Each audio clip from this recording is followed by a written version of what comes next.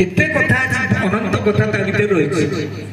ସରୋଜ କଣ ବିଶ୍ୱାମିତ୍ର ବୁଝେଇଛନ୍ତି ଯେ ଭଗବାନଙ୍କର ଆନନ୍ଦ ଆସିବ, ତାକୁ ଆଞ୍ଜୁଳାରେ ରଖିଥିଲେ ଜାଣିଥାନ୍ତୁ ସରୋଜ ନଈଟା କଣ। ମୁଁ ମୋ ବ୍ୟକ୍ତିଗତ ଅନୁଭୂତି ସରୋଜ ନଈ ଉପରେ କହିବି ଆପଣଙ୍କୁ ଗୋଟେ ମିନିଟ ଭିତରେ। ଆଞ୍ଜୁଳାରେ ସେ ଆନନ୍ଦ ଆସିକୁ ଭଗବାନଙ୍କର ଆଣିଲେ ବ୍ରହ୍ମା, ମାନସରୋବର ଭିତରେ ସ୍ଥାପନ କଲେ। ମାନସରୋବର ଜଳ ଉପରକୁ ଉଠିଲା, ବହିବାକୁ ଲାଗିଲା, ସେ ହେଲା ସରଜୁ। ସରରୁ ଜାତ ହୋଇଥିବାରୁ ତା ମାନସରୋବରରୁ ତା ନାଁ ହେଲା ସରଜୁ।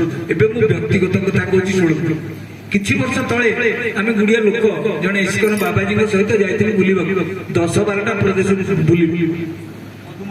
ଆଜ୍ଞା ଆଜ୍ଞା 10-12ଟା ପ୍ରଦେଶ ଓଡ଼ିଶା ଭାରତ ବର୍ଷରେ ଆମେ ବୁଲିବୁ। ଆଚ୍ଛା, ଗଙ୍ଗାରେ ହରିଦ୍ୱାରରେ ରହିଲୁ, ବାରମ୍ବାର ସ୍ନାନ କରୁ। ଆଉ ଟିକେ ପରିଷ୍କାର ପାଣି କୋଉଠି ଋଷିକେଶରେ ସେଠି ସ୍ନାନ କରୁ। ସ୍ନାନ କଲା ପରେ ତାପରେ ଆସିଲୁ ଅଯୋଧ୍ୟାରେ। ଯେତେବେଳେ ପହଞ୍ଚିଲୁ ବହୁ ବର୍ଷ ତଳେ, ସେତେବେଳେ ଟେଣ୍ଟରେ ରାମଲଲା ରହୁଥିଲୁ। ଯେତେବେଳେ ସରୋଜରେ ସ୍ନାନ, ସେଦିନ ସକାଳୁ ଉଠିଲାକୁ ଟିପିରି ଟିପିରି ବର୍ଷା ହେଉଛି। ଏଙ୍କ ଗାଁରୁ ଆମ ସ୍କୁଲରେ ଜଣେ ସିନିୟର ଟିଚର ଥିଲେ, ତ୍ରିଲୋଚନ ସାହୁ, ତାଙ୍କ ନାଁ ପରମ ରାମ ଭକ୍ତ। ସେ କହିଲେ ବିଭାଗର କୋଉଠି ଗାଧେଇବା ବୋଲି, ଟ୍ୟାପ ପାଣିରେ ଗାଧେଇବା, ବର୍ଷା ହଉଛି କିଏ ଯିବ? କହିଲେ କଣ, ଅଯୋଧ୍ୟାକୁ ଆସି ଆମେ ଟ୍ୟାପ ପାଣିରେ ହୋଟେଲରେ ଗାଧେଇବା, ସରୋଜକୁ ଯିବାନି? ସାଙ୍ଗେ ସାଙ୍ଗେ ମୋ ଭୁଲଟା ମୁଁ ବୁଝିଲି। ବୋଲି 10 ଜାଗାରେ କହିବେ ପ୍ରବଚନ କରୁଛି, ସରୋଜ ପାଣିରେ ଗାଧେଇବି। ମୁଁ ସାର୍ ଯିବା। ଆମ ସାଙ୍ଗରେ ଆଉ 5-7 ଜଣ ବି ଯାତ୍ରୀ ବାହାରିଲେ, ଆମ ସାଙ୍ଗରେ ଯିଏ ଯାଇଥିଲେ। ଆମେ ଗଲୁ ସରୋଜରେ ଗାଧେଇଲୁ। ଟିକେ ଗୋଳିଆ ପାଣି, ଟିପିରି ଟିପିରି ବର୍ଷା ଉପରେ ହଉଛି, ସେଠି ଗାଧେଇଲୁ। ବୁଡ଼ ମାରିଲା ପରେ ଆମେ ଅନୁଭବ କଲୁ, ଏତେ ଥର ଗଙ୍ଗାରେ ଗାଧେଇକି ଯୋଉ ସୁଖ ଅନୁଭବ କରିନଥିଲୁ, ଯୋଉ ଆନନ୍ଦ ଅନୁଭବ କରିନଥିଲୁ, ସରୋଜରେ ସେ ଆନନ୍ଦ ପାଇଲୁ। ଇଏ ମୋର ବ୍ୟକ୍ତିଗତ ଅନୁଭୂତି ନୁହେଁ, ସମସ୍ତେ ସେ ଆନନ୍ଦ ଅନୁଭବ କଲେ, ସମସ୍ତେ ସେ କଥା କହିଲେ। ବର୍ଷା ଟିପିରି ଟିପିରି ହଉଛି, ପାଣି ଟିକେ ଗୋଳିଆ, ତଥାପି ଏଠି ଗୋଟେ ଅଲଗା ପ୍ରକାର ଲାଗୁଛି। ଏ ପ୍ରଶ୍ନର ଉତ୍ତର 2 ବର୍ଷ ଯାଏ ଖୋଜିଲି। ବିଭିନ୍ନ ବକ୍ତାକୁ ବାବାଜୀଙ୍କ ସାଧୁ ଶବ୍ଦକୁ ପଚାରିଲି, କିନ୍ତୁ ଯୋଉ ବକ୍ତା ଜଣକ ମତେ ଏହାର ଉତ୍ତର ଦେଇଥିଲେ ସେ ନାହାନ୍ତି। ହରିଓମ ତତ୍ସତ ହେଇଗଲି। ସେ କହିଲେ ଦିବାକର ବାବୁ, ଏଇଟା ହଉଛି ଏଇଆ ପ୍ରବଚନ ଦଉଛ, ମନେ ରଖିଥାଅ ଯେ ସରୋଜ ନଈଟା ମାନସରୋବରରୁ ବାହାରିଛି, ଇଏ ହିମାଳୟରୁ ବାହାରିଛି। ଗଙ୍ଗା ନଈ, ଗଙ୍ଗା ଭିତରେ ବହୁତ ଗୁଡେ ଜିନିଷ ଆସିକି ମିଶିଛନ୍ତି। ଇଏ ଡାଇରେକ୍ଟ ବ୍ରହ୍ମ ସମ୍ପର୍କ ଏକ ସହିତ ଅଛି।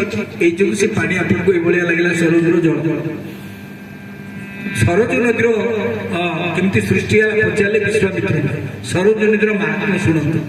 ରାମଚରିତ ମାନସ ତ ସବୁ ବର୍ଷ ଶୁଣୁଛନ୍ତି, ଆଉ ଏଗୁଡ଼ା ନ ଶୁଣିଲେ ଆଉ ଶୁଣିବାକୁ ପାଇବେନି। ଏଇ ଯୋଉ ମୁଁ କହୁଛି, ସମୟ ଟିକେ ଯିବ ପଛେ। କଥା ଅଛି, ଯେତେବେଳେ ରାମ ଲକ୍ଷ୍ମଣ ଭରତ ଶତ୍ରୁଘ୍ନ 5 ବର୍ଷ ବୟସ ସେମାନଙ୍କୁ ହେଇଥିଲା। ରାମଚରିତ ମାନସ ଲେଖା ହେଇଛି, ବିଶେଷ ଛାଡ଼ିଦେଲି। ବାଳ ଲୀଳା ପ୍ରାତ କାଳ ଉଠିକେ ରଘୁନାଥ ମାତୁ ପିତୁ ଗୁର ନା ବହି ମାତା। ସକାଳୁ ଉଠିଲେ ରାମଚରିତ ଲକ୍ଷ୍ମଣ ଭରତ ଶତ୍ରୁଘ୍ନ ମା ମାନଙ୍କୁ, ବାପାଙ୍କୁ, ଗୁରୁଜନ ମାନଙ୍କୁ ନମସ୍କାର କରନ୍ତି। ଦିନେ ରାମ ଲକ୍ଷ୍ମଣ ଭରତ ଶତ୍ରୁଘ୍ନ ମା ମାନଙ୍କୁ ନମସ୍କାର କରିକି ଗଲାକୁ ବାପା ନାହାନ୍ତି। ପ୍ରହରୀ ମାନଙ୍କୁ ପଚାରିଲେ ବାପା କୁଆଡେ ଗଲେ? କହିଲେ ବାପା ସରୋଜକୁ ଯାଇଛନ୍ତି। ଦଶରଥ ମହାରାଜ ସବୁଦିନେ ସରୋଜରେ ସ୍ନାନ ସାରି ସନ୍ଧ୍ୟା ବନ୍ଦନ କରନ୍ତି। ହିନ୍ଦୁମାନେ 3 ଥର ସନ୍ଧ୍ୟା କରନ୍ତି, ପ୍ରାତଃ ସନ୍ଧ୍ୟା, ମଧ୍ୟାହ୍ନ ସନ୍ଧ୍ୟା, ସାୟଂ ସନ୍ଧ୍ୟା। ସନ୍ଧ୍ୟା ବନ୍ଦନ କରନ୍ତି। 4 ପୂଜାକୁ ଧାଇଁଲେ, ରକ୍ଷକ ମାନେ ପଛରେ ଧାଇଁଛନ୍ତି, ଇଏ କିଏ ଶୁଣିବେ? ଛୋଟ ଛୁଆ ଗୀତି ଗୀତିକିରି ଧାଇଁଲେ। ଆପଣ ମାନେ ଛୋଟ ଛୁଆ ଦିନେ ଯେମିତି ନାହାନ୍ତି, ଆଉ খুব জোরে দৌড়িকি গলি। সরোজপুরে পৌঁছিলাକୁ সন্ধ্যা বন্দন তো সইলানি, রাজা আখি বন্ধ করে গায়ত্রী জপ করছেন সরোজ কূলে।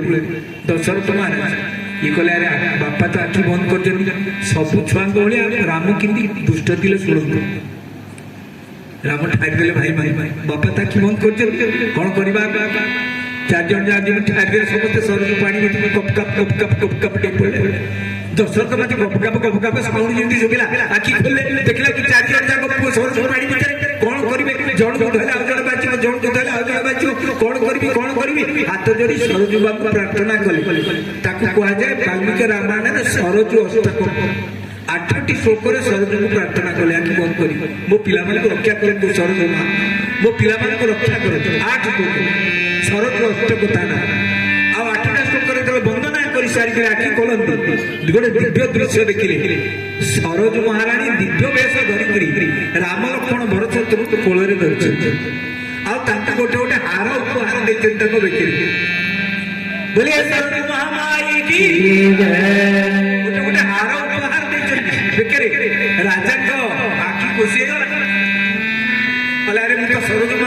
प्रत्यक्ष दर्शन कर प्रत्यक्ष दर्शन कली आउ सरजुमा वर प्रदान कले दशरथ को कले दशरथ गोटे कथा शुण जो लोक शरद स्नान करने पूर्व मो दिव्य रूप को स्मरण कर मो कोल ए चारि पुत्र रूप को स्मरण कर शरद स्नान कर मन रखु लोक कथा कह जब अयोध्या जी या करेंगे न जाणिक आप खाली सीए मोर दिव्य रूप सहित राम लक्ष्मण भरत शत्रु मो कोल दिव्य रूप स्मरण कर शरद स्नान कर तार इह जन्मर समस्त सत्कर्म फल प्राप्त हम दुष्कर्म फल कटिज आ जन्म मरण चक्र से आबद्ध हम ना बोलिए सरजु महामाई की।